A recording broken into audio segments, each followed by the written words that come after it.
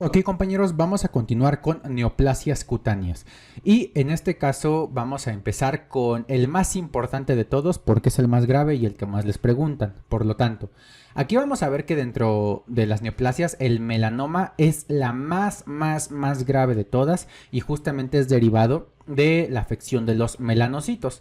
En este caso, compañeros, vamos a ver que es 20 veces más frecuente en pacientes de piel clara que en pacientes de piel oscura. Entonces, los Fitzpatrick 1, 2, incluso 3 tienen más riesgo que todos los demás, compañeros, ¿ok?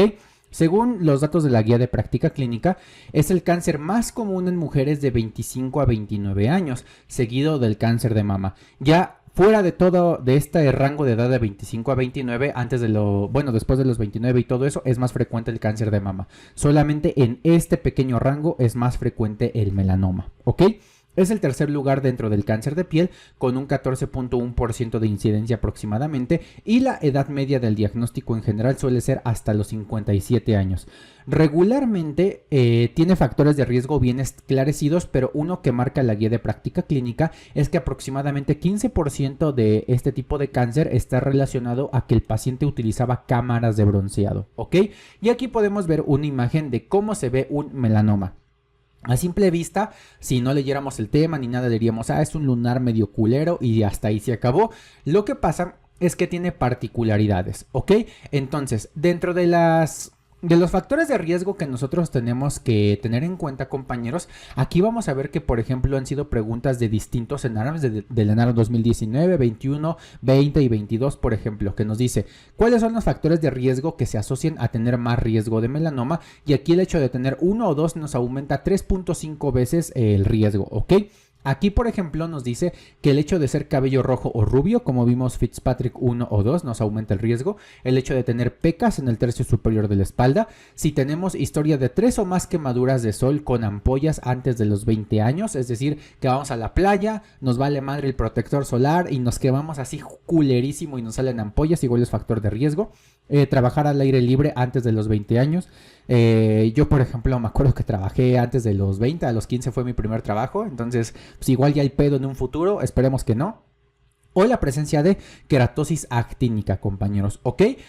Un dato importante que igual fue pregunta de examen es ¿en qué horario es más frecuente que te dé melanoma si estás expuesto al sol en verano? Y ese horario es entre las 10 a.m. y las 17 p.m., ¿ok? Entonces, ese horario se tiene que evitar la exposición solar y estar en la sombrita, si no aumenta el factor de riesgo, compañeros. Y también otra pregunta que les pueden llegar a hacer: ¿cuántos lunares se consideran factor de riesgo para presentar melanoma? Y aquí va a depender. Si son lunares normales, así, sí, literal, lunares normales, tienes que tener de 51 a 100 nevos para considerarse factor de riesgo cuando estos miden más de 2 milímetros. Si tenemos nevos atípicos, tienen que ser más de 5, o nevos displásicos, que es prácticamente lo mismo, que se conocen como nevos Clark, que básicamente es factor de riesgo, ¿ok?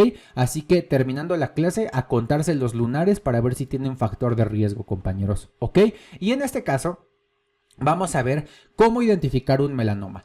Esta es la imagen que estábamos revisando y vamos a seguir el acrónimo ABCDE, compañeros. En este caso, la letra A nos hace referencia a la asimetría del lunar. Aquí vamos a ver, por ejemplo, que si nosotros hacemos una línea que corte a la mitad este supuesto lunar, no se parece en nada la mitad derecha y la mitad izquierda, en nada, ¿ok?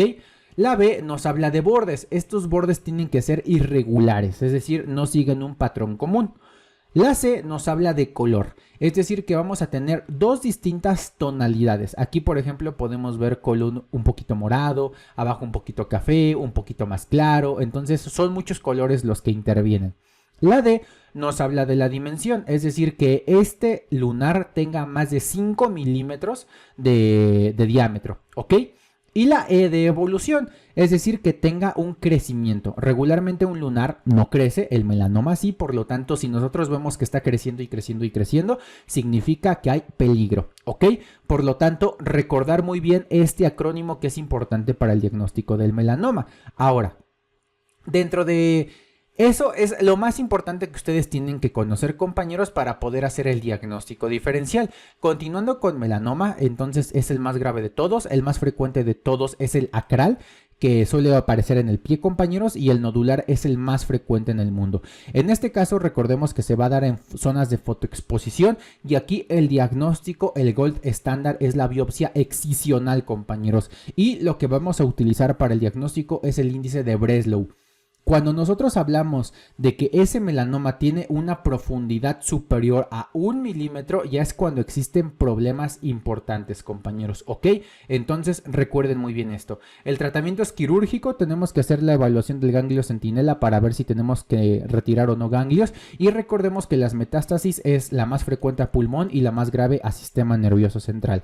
Ahora, continuando con los otros dos tipos de neoplasias cutáneas que vamos a tener justamente, es el vasocelular y el espinocelular. Vamos a empezar con el vasocelular, que es el más frecuente de todos. El vasocelular es una neoplasia derivada de la afección de los queratinocitos. En este caso, el factor de riesgo es una exposición solar continua, ¿ok?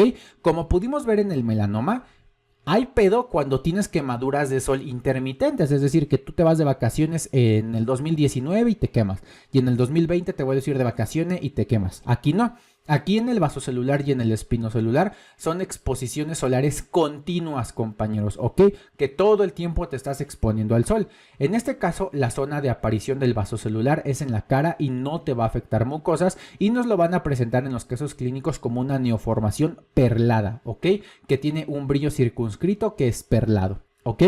El diagnóstico se va a hacer siempre con biopsia, con la técnica de uso. Importante, porque les van a preguntar qué tipo de biopsia se recomienda. Aquí es biopsia en uso, compañeros, ¿ok? Y en este caso el tratamiento es la biopsia, ¿ok? ¿Por qué? Porque se va a retirar, y si tenemos bordes libres y bordes amplios, pues ya, ese básicamente es el tratamiento. Lo bueno del vasocelular es que prácticamente hay 0% de metástasis, así que con que quitemos la neoformación cutánea, pues ya se acabó y no hay más que hacer. Pero el espinocelular sí suele haber un poquito de problema porque es el segundo más frecuente. El factor de riesgo es prácticamente lo mismo. Y la zona de aparición igual es en la cara, que nos puede afectar mejillas, y este sí nos va a afectar mucosas, que en este caso puede ser el labio, la mucosa oral, la mucosa de la nariz, etcétera, etcétera. Y aquí es una úlcera recurrente, es decir, tenemos una ulceración que se nos quita y nos vuelve a aparecer posteriormente. Y es una ulceración que aparece en el mismo sitio regularmente, compañeros. Entonces, el diagnóstico igual es con una biopsia en uso, y el tratamiento es la extirpación quirúrgica con margen amplio. En este caso, hasta 3% del cáncer espinocelular sí va a tener metástasis a ganglios, ¿ok? Por lo tanto, puede haber un poquito más de problema, sí, pero aún así sigue siendo pues muy, ¿cómo decirlo? Muy buena onda, ¿no? Así como que no hay tanto pedo, a diferencia del melanoma, que este sí te chinga el pulmón, el sistema nervioso central, y pues se acabó, ¿no? Así que recuerden muy bien este diferencial de las neoplasias cutáneas. Entonces, si tenemos un caso clínico de un hombre de 70 años, fototipo tipo 1, que acude por presentar dermatosis localizada en mejilla derecha, neoformación de 6 milímetros de diámetro eritematosa, con telangiectasias, costra central que no se cura, y refiere que ahí mismo ha tenido la costra desde hace 6 años. ¿Qué dirían que es, compañeros? Vasocelular, epidermoide, queratosis actínica o queratosis seborreica. Y en efecto es un carcinoma epidermoide. Como podemos ver, decía espinocelular en la úlcera recurrente, pero aquí es epidermoide, son sinónimos para que no se conflictúen. Por lo tanto, úlcera que recurre y recurre y recurre. Aquí podemos ver que prácticamente 6 años es un padecimiento croniquísimo, pues ya estamos hablando de ese tipo de carcinoma, ¿ok? Para que recuerden este tipo de casos clínicos, así se los van a poner. Ahora, femenino de 35 años acude por una mancha café en espalda que previamente no tenía. A la exploración física se detecta neoformación de 6 milímetros de 2 tonos con bordes irregulares. Se sospecha de melanoma. ¿Cuál es la conducta a seguir? Biopsia incisional, biopsia excisional, biopsia en sacabocado o vigilancia. Y ustedes están en todo lo correcto, es la biopsia excisional, compañeros. Entonces, recuerden el ABCDE. A de asimetría, B de bordes irregulares, C de color, al menos 2 tonos, D de diámetro mayor a 5 milímetros y la E de evolución, o sea, de un crecimiento, ¿ok? Así que recuerden todo esto.